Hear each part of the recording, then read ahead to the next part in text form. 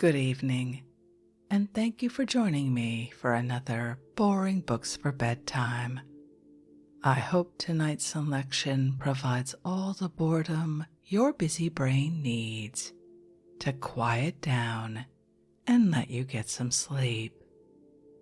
Before we begin, I'd like to give a special shout out of thanks to some new members of our Patreon family: Kyla, Mike, DeAndre, Tiffany, Christy, Sarah, A Throwaway, and Swidge. Thank you all so much for supporting this podcast. By becoming members of Patreon, you help us remain 100% listener supported and ad-free for everyone, and it's very much appreciated. If you are interested in supporting Boring Books for Bedtime and finding out more about the perks available to subscribers, including exclusive episodes and our very first in-person meetup happening in London next month in May, you'll find a link to Patreon in the show description. You'll also find a link to buymeacoffee.com, where you can support us with a one-time tip, no subscription required. I hope you'll take a moment to check them out. Now, let's read and relax. Find a comfortable spot. Adjust your volume. Take a nice deep breath in. Let it out slowly. And off we go. Tonight, let's relax with more from a foundational work about the mysterious world of economics. We're reading An Inquiry into the Nature and Causes of the Wealth of Nations by Adam Smith, first published in the year 1776. Let's pick up right where we left off at Chapter 6. Let's begin. Chapter 6 of the component part of the price of commodities.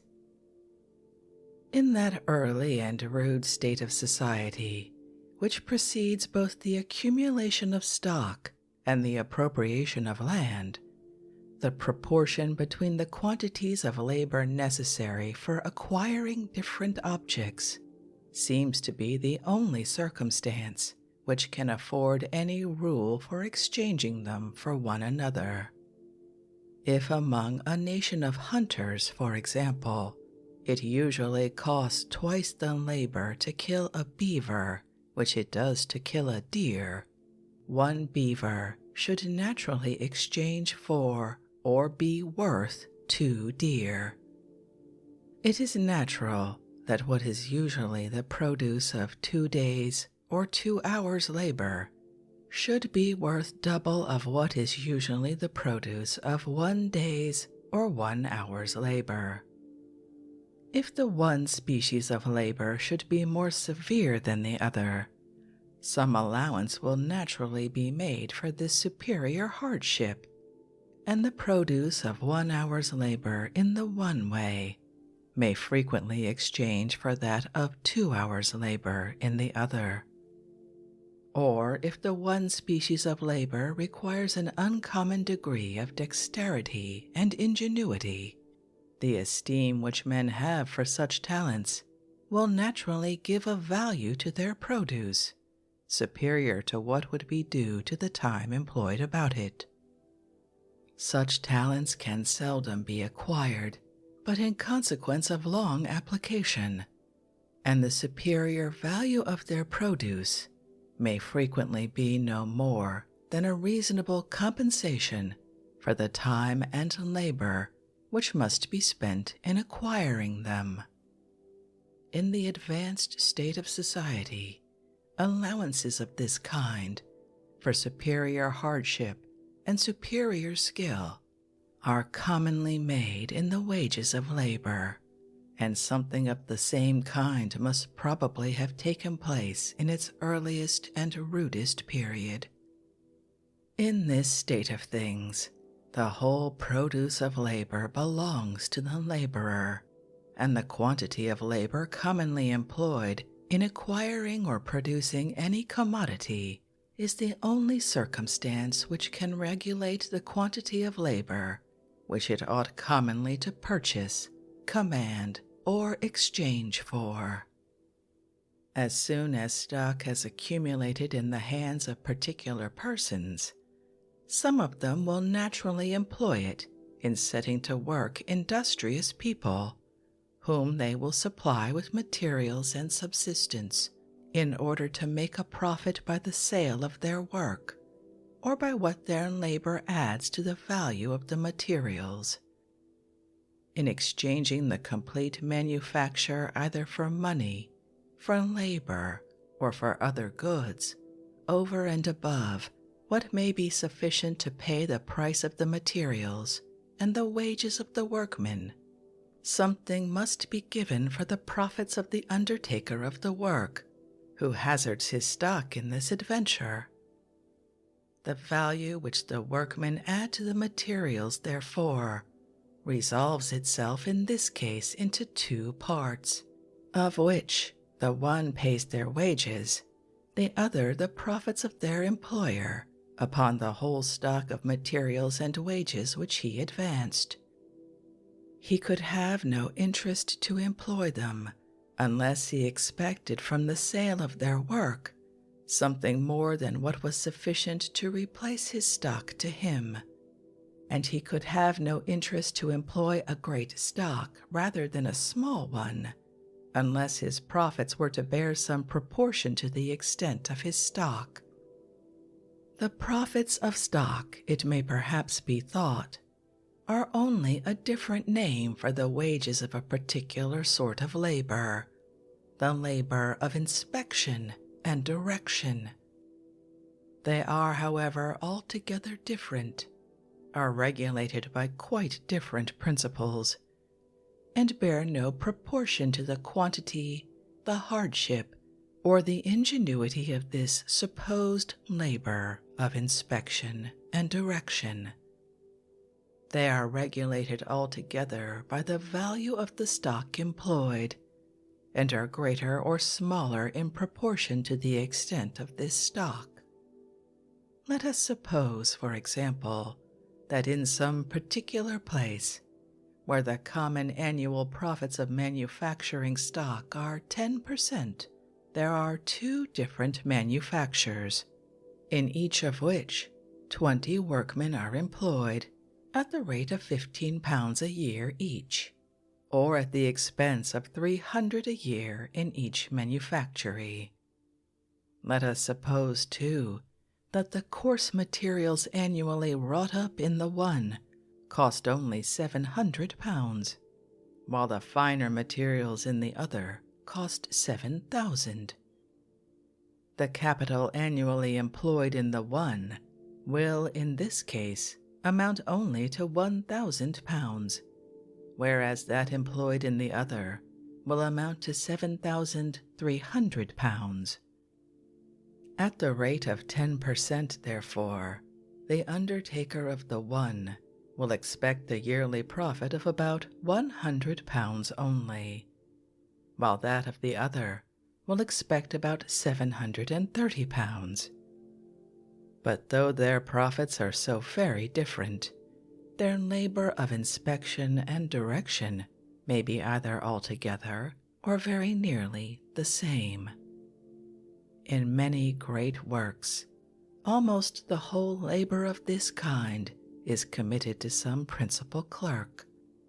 His wages properly express the value of this labor of inspection and direction, though in settling them some regard is had commonly, not only to his labor and skill, but to the trust which is reposed in him. Yet they never bear any regular proportion to the capital of which he oversees the management. And the owner of this capital, though he is thus discharged of almost all labor, still expects that his profit should bear a regular proportion to his capital. In the price of commodities, therefore, the profits of stock constitute a component part altogether different from the wages of labor, and regulated by quite different principles. In this state of things, the whole produce of labor does not always belong to the laborer. He must, in most cases, share it with the owner of the stock which employs him. Neither is the quantity of labor commonly employed in acquiring or producing any commodity the only circumstance which can regulate the quantity which it ought commonly to purchase, command, or exchange for. An additional quantity, it is evident, must be due for the profits of the stock which advanced the wages and furnished the materials of that labor. As soon as the land of any country has all become private property, the landlords, like all other men, love to reap where they never sowed, and demand a rent even for its natural produce. The wood of the forest, the grass of the field, and all the natural fruits of the earth, which, when land was in common, cost the laborer only the trouble of gathering them, come even to him to have an additional price fixed upon them. He must then pay for the license to gather them, and must give up to the landlord a portion of what his labor either collects or produces. This portion, or what comes to the same thing, the price of this portion, constitutes the rent of land, and in the price of the greater part of commodities makes a third component part. The real value of all the different component parts of price, it must be observed, is measured by the quantity of labor which they can, each of them, purchase or command. Labor measures the value, not only of that part of price which resolves itself into labor, but of that which resolves itself into rent, and of that which resolves itself into profit. In every society, the price of every commodity finally resolves itself into some one or other, or all of those three parts. And in every improved society, all the three enter more or less as component parts into the price of the far greater part of commodities. In the price of corn, for example, one part pays the rent of the landlord, another pays the wages or maintenance of the laborers and laboring cattle employed in producing it, and the third pays the profit of the farmer. These three parts seem either immediately or ultimately to make up the whole price of corn. A fourth part, it may perhaps be thought, is necessary for replacing the stock of the farmer, or for compensating the wear and tear of his laboring cattle and other instruments of husbandry. But it must be considered that the price of any instrument of husbandry, such as a laboring horse, is itself made up of the same time parts: the rent of the land upon which he is reared, the labor of tending and rearing him, and the profits of the farmer, who advances both the rent of this land and the wages of this labor. Though the price of the corn, therefore, may pay the price as well as the maintenance of the horse, the whole price still resolves itself, either immediately or ultimately, into the same three parts of rent, labor, and profit. In the price of flour or meal, we must add to the price of the corn the profits of the miller and the wages of his servants. In the price of bread, the profits of the baker and the wages of his servants. and in the price of both, the labor of transporting the corn from the house of the farmer to that of the miller, and from that of the miller to that of the baker, together with the profits of those who advance the wages of that labor. The price of flax resolves itself into the same 3 parts as that of corn. In the price of linen, we must add to this price the wages of the flax dresser, of the spinner, of the weaver, of the bleacher, etc., together with the profits of their respective employers. As any particular commodity comes to be more manufactured, that part of the price which resolves itself into wages and profit comes to be greater in proportion to that which resolves itself into rent.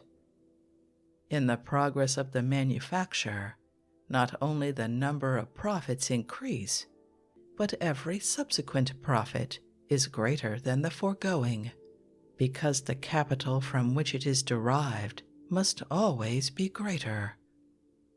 The capital which employs the weavers, for example, must be greater than that which employs the spinners, because it not only replaces that capital with its profits, but pays besides the wages of the weavers, and the profits must always bear some proportion to the capital.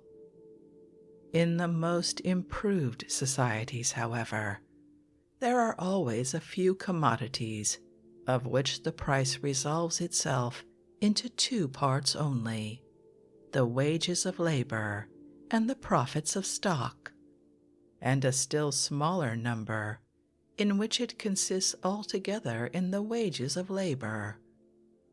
In the price of sea fish, for example, 1 part pays the labor of the fishermen, and the other the profits of the capital employed in the fishery.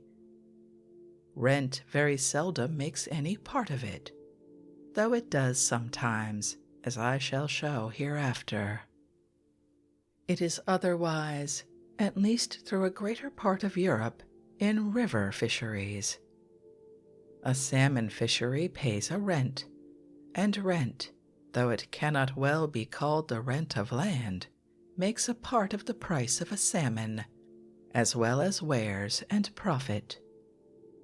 In some parts of Scotland, a few poor people make a trade of gathering along the seashore those little variegated stones commonly known by the name of Scotch pebbles. The price which is paid to them by the stone cutter is altogether the wages of their labor.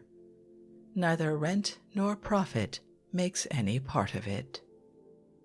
But the whole price of any commodity must still finally resolve itself into some one or other or all of those 3 parts, as whatever part of it remains after paying the rent of the land and the price of the whole labor employed in raising, manufacturing, and bringing it to market must necessarily be profit to somebody. As the price or exchangeable value of every particular commodity, taken separately, resolves itself into some one or other or all of those 3 parts, so that of all the commodities which compose the whole annual produce of the labor of every country, taken completely, must resolve itself into the same 3 parts, and be parceled out among different inhabitants of the country, either as the wages of their labor, the profits of their stock, or the rent of their land. The whole of what is annually either collected or produced by the labor of every society, or what comes to the same thing, the whole price of it, is in this manner originally distributed among some of its different members. Wages, profit, and rent are the 3 original sources of all revenue, as well as of all exchangeable value. All other revenue is ultimately derived from some one or other of these.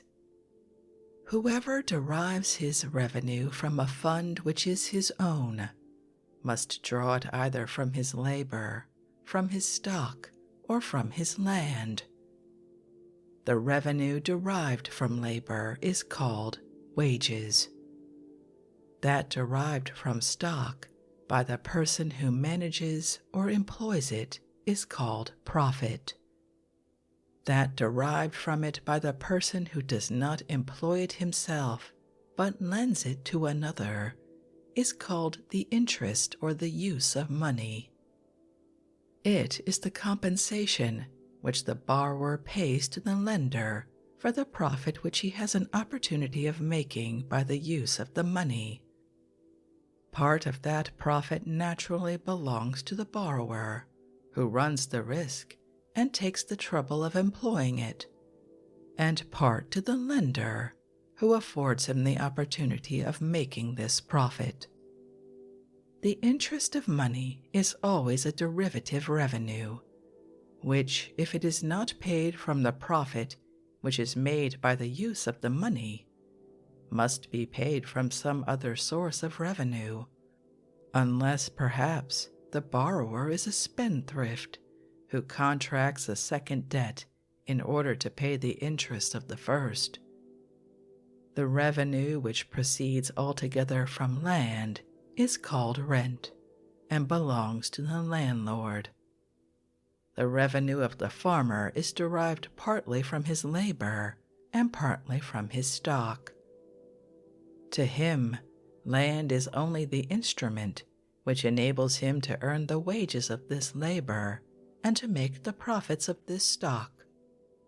All taxes and all the revenue which is founded upon them, all salaries, pensions, and annuities of every kind, are ultimately derived from some one or other of those three original sources of revenue, and are paid either immediately or mediately from the wages of labor, the profits of stock, or the rent of land. When those three different sorts of revenue belong to different persons, they are readily distinguished. But when they belong to the same, they are sometimes confounded with one another, at least in common language. A gentleman who farms a part of his own estate, after paying the expense of cultivation, should gain both the rent of the landlord and the profit of the farmer. He is apt to denominate, however, his whole gain profit, and thus confounds rent with profit, at least in common language. The greater part of our North American and West Indian planters are in this situation. They farm, the greater part of them, their own estates, and accordingly we seldom hear of the rent of a plantation, but frequently of its profit. Common farmers seldom employ any overseer to direct the general operations of the farm. They generally, too, work a good deal with their own hands, as plowmen, harrowers, etc. What remains of the crop after paying the rent, therefore, should not only replace to them their stock employed in cultivation, but pay them the wages which are due to them, both as laborers and overseers. Whatever remains, however, after paying the rent and keeping up the stock is called profit, but wages evidently make a part of it. The farmer, by saving these wages, must necessarily gain them. Wages, therefore, are in this case confounded with profit. An independent manufacturer, who has stock enough both to purchase materials and to maintain himself till he can carry his work to market, should gain both the wages of a journeyman who works under a master and the profit which that master makes by the sale of that journeyman's work. His whole gains, however, are commonly called profit, and wages are, in this case too, confounded with profit. A gardener who cultivates his own garden with his own hands unites in his own person the three different characters of landlord, farmer, and laborer. His produce, therefore, should pay him the rent of the first, the profit of the second, and the wages of the third. The whole, however, is commonly considered as the earnings of his labor. Both rent and profit are, in this case, confounded with wages. As in a civilized country, there are but few commodities of which the exchangeable value arises from labor only, rent and profit contributing largely to that of the far greater part of them.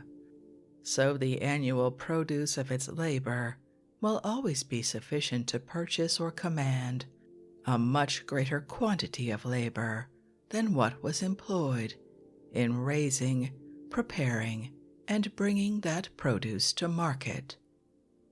If the society were annually to employ all the labor which it can annually purchase, as the quantity of labor would increase greatly every year, so the produce of every succeeding year would be of vastly greater value than that of the foregoing.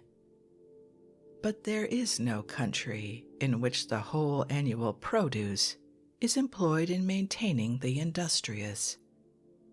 The idle everywhere consume a great part of it, and according to the different proportions in which it is annually divided between those two different orders of people, its ordinary or average value must either annually increase or diminish, or continue the same from one year to another.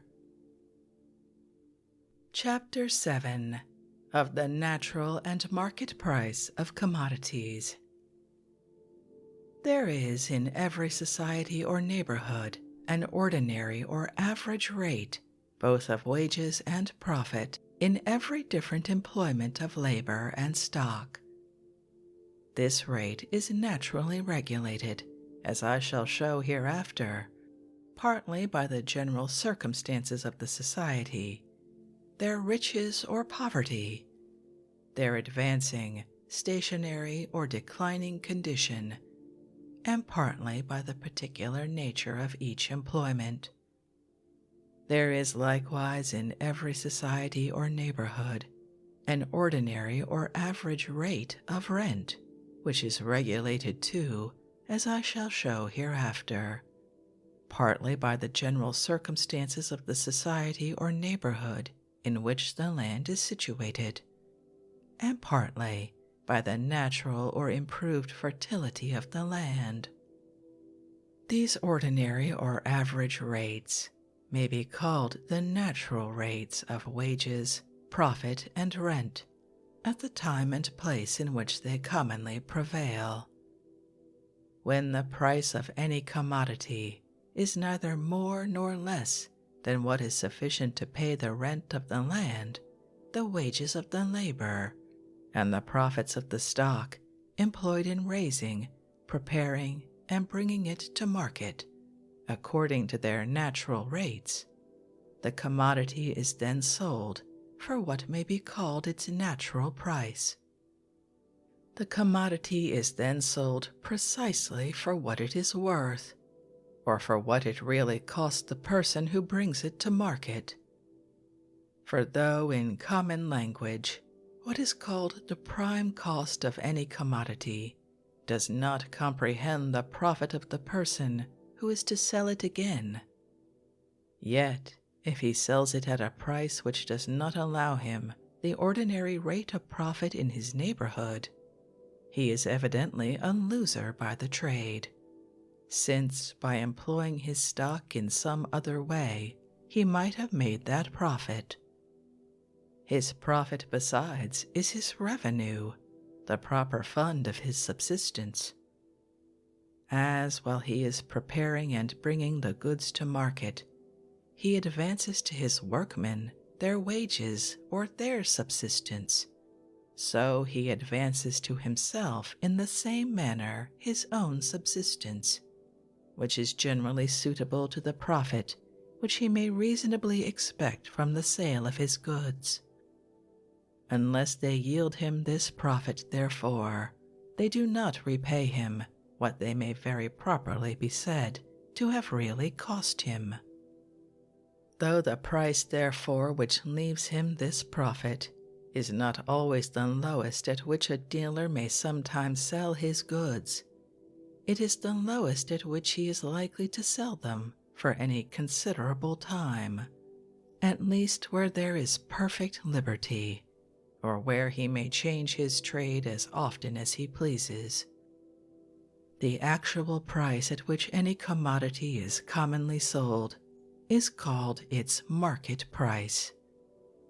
It may either be above or below or exactly the same with its natural price.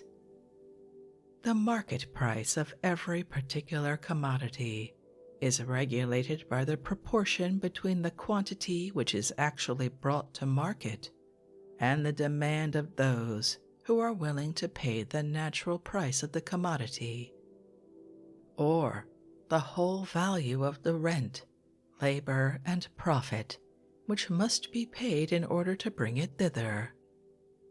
Such people may be called the effectual demanders, and their demand the effectual demand, since it may be sufficient to effectuate the bringing of the commodity to market. It is different from the absolute demand. A very poor man may be said, in some sense, to have a demand for a coach and six.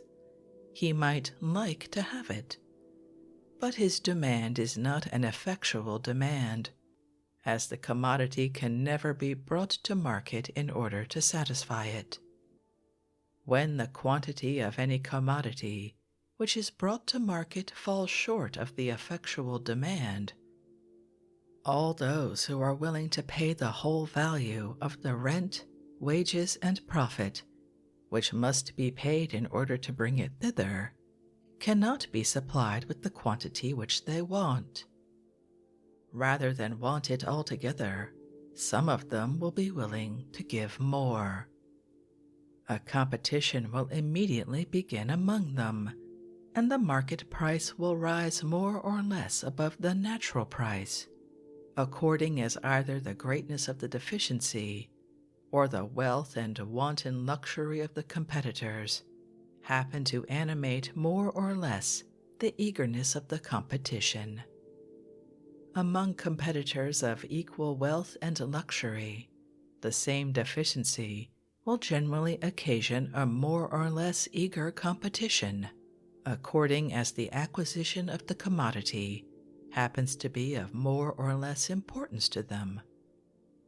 Hence the exorbitant price of the necessaries of life during the blockade of a town or in a famine. When the quantity brought to market exceeds the effectual demand, it cannot be all sold to those who are willing to pay the whole value of the rent, wages, and profit which must be paid in order to bring it thither. Some part must be sold to those who are willing to pay less, and the low price which they give for it must reduce the price of the whole. The market price will sink more or less below the natural price, according as the greatness of the excess increases more or less the competition of the sellers, or according as it happens to be more or less important to them to get immediately rid of the commodity. The same excess in the importation of perishables will occasion a much greater competition than in that of durable commodities, in the importation of oranges, for example, than in that of old iron. When the quantity brought to market is just sufficient to supply the effectual demand and no more, the market price naturally comes to be either exactly, or as nearly as can be judged of, the same with the natural price. The whole quantity upon hand can be disposed of for this price, and cannot be disposed of for more. The competition of the different dealers obliges them all to accept of this price, but does not oblige them to accept of less. The quantity of every commodity brought to market naturally suits itself to the effectual demand. It is the interest of all those who employ their land, labor, or stock in bringing any commodity to market, that the quantity never should exceed the effectual demand, and it is in the interest of all other people that it never should fall short of that demand. If at any time it exceeds the effectual demand, some of the component parts of its price must be paid below their natural rate. If it is rent, the interest of the landlords will immediately prompt them to withdraw a part of their land, and if it is wages or profit, the interest of the laborers in the one case and of their employers in the other will prompt them to withdraw a part of their labor or stock from this employment. The quantity brought to market will soon be no more than sufficient to supply the effectual demand. All the different parts of its price will rise to their natural rate, and the whole price to its natural price. If, on the contrary, the quantity brought to market should at any time fall short of the effectual demand, some of the component parts of its price must rise above their natural rate. If it is rent, the interest of all other landlords will naturally prompt them to prepare more land for the raising of this commodity. If it is wages or profit, the interest of all other laborers and dealers will soon prompt them to employ more labor and stock in preparing and bringing it to market. The quantity brought thither will soon be sufficient to supply the effectual demand. All the different parts of its price will soon sink to their natural rate, and the whole price to its natural price. The natural price, therefore, is, as it were, the central price, to which the prices of all commodities are continually gravitating. Different accidents may sometimes keep them suspended a good deal above it, and sometimes force them down even somewhat below it. But whatever may be the obstacles which hinder them from settling in this center of repose and continuance, they are constantly tending towards it. The whole quantity of industry naturally employed in order to bring any commodity to market naturally suits itself in this manner to the effectual demand. It naturally aims at bringing always that precise quantity thither which may be sufficient to supply, and no more than supply, that demand.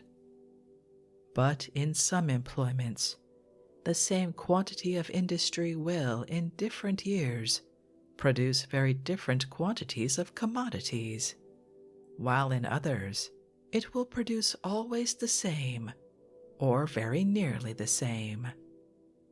The same number of laborers in husbandry will, in different years, produce very different quantities of corn, wine, oil, hops, etc. But the same number of spinners or weavers will every year produce the same, or very nearly the same, quantity of linen and woolen cloth. It is only the average produce of the one species of industry which can be suited, in any respect, to the effectual demand. And as its actual produce is frequently much greater, and frequently much less than its average produce, the quantity of the commodities brought to market will sometimes exceed a good deal, and sometimes fall short a good deal of the effectual demand. Even though the demand, therefore, should continue always the same, their market price will be liable to great fluctuations, will sometimes fall a good deal below, and sometimes rise a good deal above their natural price. In the other species of industry, the produce of equal quantities of labor being always the same, or very nearly the same, it can be more exactly suited to the effectual demand. While that demand continues the same, therefore, the market price of the commodities is likely to do so too, and to be either altogether, or as nearly as can be judged of, the same with the natural price.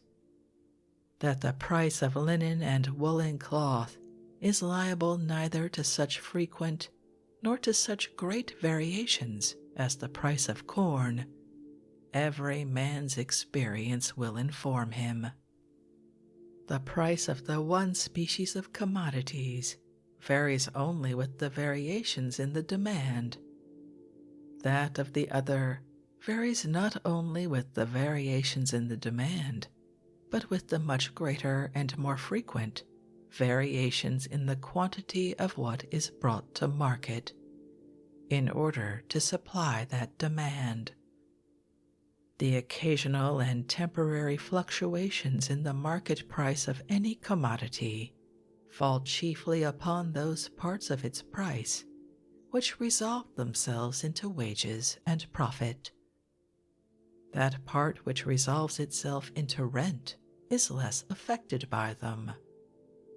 A rent certain in money is not in the least affected by them, either in its rate or in its value. A rent which consists either in a certain proportion or in a certain quantity of the rude produce is no doubt affected in its yearly value by all the occasional and temporary fluctuations in the market price of that rude produce, but it is seldom affected by them in its yearly rate. In settling the terms of the lease, the landlord and farmer endeavor, according to their best judgment, to adjust that rate, not to the temporary and occasional, but to the average and ordinary price of the produce.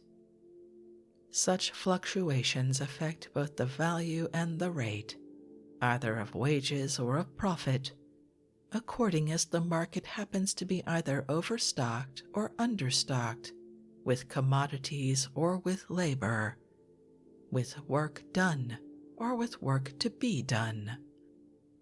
A public mourning raises the price of black cloth, with which the market is almost always understocked upon such occasions, and augments the profits of the merchants who possess any considerable quantity of it. It has no effect upon the wages of the weavers. The market is understocked with commodities, not with labor, with work done, not with work to be done. It raises the wages of journeymen tailors. The market is here understocked with labor. There is an effectual demand for more labor, for more work to be done than can be had. It sinks the price of colored silks and cloths, and thereby reduces the profits of the merchants, who have any considerable quantity of them upon hand. It sinks too the wages of the workmen employed in preparing such commodities, for which all demand is stopped for 6 months, perhaps for a 12-month. The market is here overstocked both with commodities and with labor. But though the market price of every particular commodity is in this manner continually gravitating, if one may say so, towards the natural price, yet sometimes particular accidents, sometimes natural causes, and sometimes particular regulations of policy may, in many commodities, keep up the market price for a long time together, a good deal above the natural price. When, by an increase in the effectual demand, the market price of some particular commodity happens to rise a good deal above the natural price, those who employ their stocks in supplying that market are generally careful to conceal this change. If it was commonly known, their great profit would tempt so many new rivals to employ their stocks in the same way, that the effectual demand being fully supplied, the market price would soon be reduced to the natural price, and perhaps for some time even below it. If the market is at a great distance from the residence of those who supply it, they may sometimes be able to keep their secret for several years together, and may so long enjoy their extraordinary profits without any new rivals. Secrets of this kind, however, it must be acknowledged, can seldom be long kept, and the extraordinary profit can last very little longer than they are kept. Secrets in manufactures are capable of being longer kept than secrets in trade. A dyer who has found the means of producing a particular color with materials which cost only half the price of those commonly made use of, may, with good management, enjoy the advantage of his discovery as long as he lives, and even leave it as a legacy to his posterity. His extraordinary gains arise from the high price which is paid for his private labor. They properly consist in the high wages of that labor, but as they are repeated upon every part of his stock, and as their whole amount bears upon that account a regular proportion to it, they are commonly considered as extraordinary profits of stock. Such enhancements of the market price are evidently the effects of particular accidents, of which, however, the operation may sometimes last for many years together. Some natural productions require such a singularity of soil and situation that all the land in a great country which is fit for producing them may not be sufficient to supply the effectual demand. The whole quantity brought to market, therefore, may be disposed of to those who are willing to give more than what is sufficient to pay the rent of the land which produced them, together with the wages of the labor and the profits of the stock which were employed in preparing and bringing them to market according to their natural rates. Such commodities may continue for whole centuries together to be sold at this high price, and that part of it which resolves itself into the rent of land is in this case the part which is generally paid above its natural rate. The rent of the land which affords such singular and esteemed productions, like the rent of some vineyards in France of a peculiarly happy soil and situation, bears no regular proportion to the rent of other equally fertile and equally well cultivated land in its neighborhood. The wages of the labor and the profits of the stock employed in bringing such commodities to market, on the contrary, are seldom out of their natural proportion to those of the other employments of labor and stock in their neighborhood. Such enhancements of the market price are evidently the effect of natural causes which may hinder the effectual demand from ever being fully supplied, and which may continue, therefore, to operate forever. A monopoly granted either to an individual or to a trading company has the same effect as a secret in trade or manufactures. The monopolists, by keeping the market constantly understocked, by never fully supplying the effectual demand, sell their commodities much above the natural price, and raise their emoluments, whether they consist in wages or profit, greatly above their natural rate. The price of monopoly is upon every occasion the highest which can be got. The natural price, or the price of free competition, on the contrary, is the lowest which can be taken, not upon every occasion indeed, but for any considerable time together. The one is upon every occasion the highest which can be squeezed out of the buyers, or which it is supposed they will consent to give. The other is the lowest which the sellers can commonly afford to take, and at the same time continue their business. The exclusive privileges of corporations, statutes of apprenticeship, and all those laws which restrain in particular employments the competition to a smaller number than might otherwise go into them, have the same tendency, though in a less degree.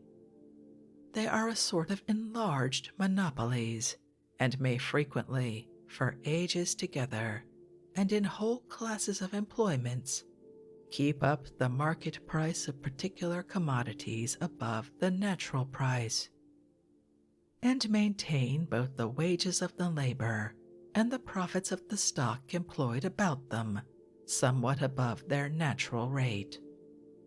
Such enhancements of the market price may last as long as the regulations of policy which give occasion to them.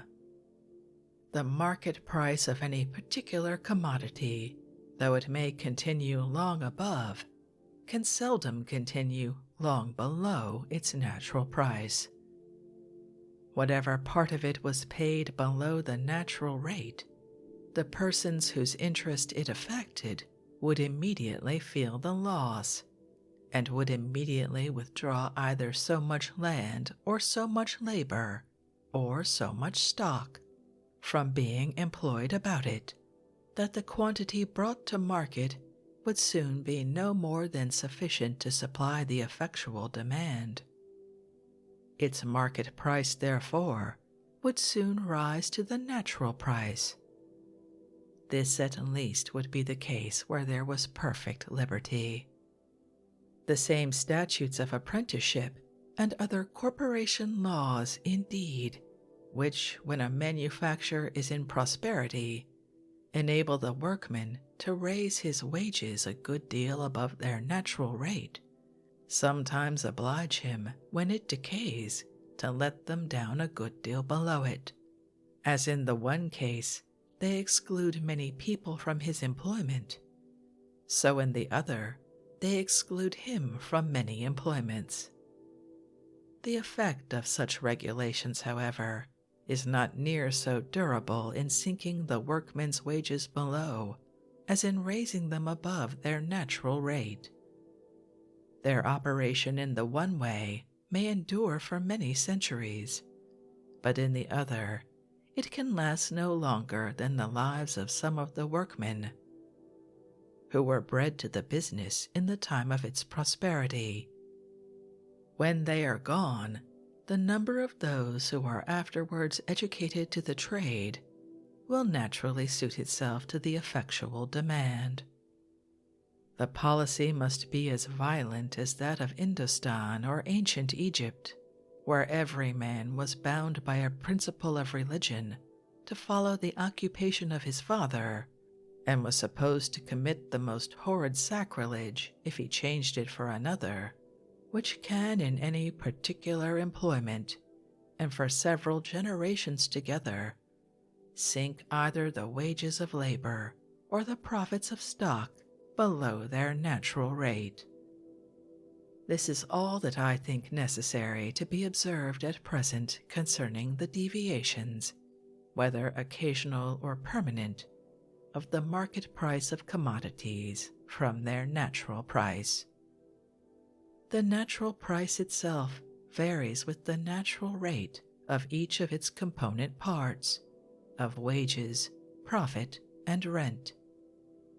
and in every society this rate varies according to their circumstances, according to their riches or poverty, their advancing, stationary, or declining condition. I shall, in the 4 following chapters, endeavor to explain, as fully and distinctly as I can, the causes of those different variations. First, I shall endeavor to explain what are the circumstances which naturally determine the rate of wages, and in what manner those circumstances are affected by the riches or poverty, by the advancing, stationary, or declining state of the society. Secondly, I shall endeavor to show what are the circumstances which naturally determine the rate of profit, and in what manner, too, those circumstances are affected by the like variations in the state of the society. Though pecuniary wages and profit are very different in the different employments of labor and stock, yet a certain proportion seems commonly to take place between both the pecuniary wages in all the different employments of labor and the pecuniary profits in all the different employments of stock. This proportion, it will appear hereafter, depends partly upon the nature of the different employments, and partly upon the different laws and policy of the society in which they are carried on. But though in many respects dependent upon the laws and policy, this proportion seems to be little affected by the riches or poverty of that society, by its advancing, stationary, or declining condition, but to remain the same, or very nearly the same, in all those different states. I shall, in the 3rd place, endeavor to explain all the different circumstances which regulate this proportion. In the 4th and last place, I shall endeavor to show what are the circumstances which regulate the rent of land, and which either raise or lower the real price of all the different substances which it produces.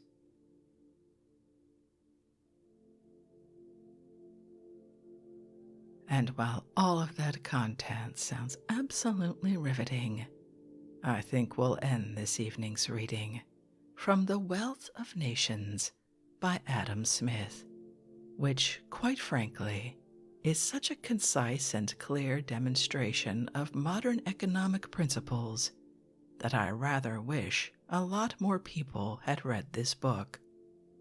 It seems we could use a little basic economic knowledge these days. I hope you enjoyed that. If you'd like to read this foundational work of economics for yourself, as always, you'll find a link to a free ebook from Project Gutenberg in the show description. If you'd like to connect, suggest a boring book you'd like to hear read, or request more from one we've already started, you can drop me an email via our website, www.boringbookspod.com. It's always a pleasure to hear from you. Thank you so much for joining me for this evening's reading. Until our next boring book, good night.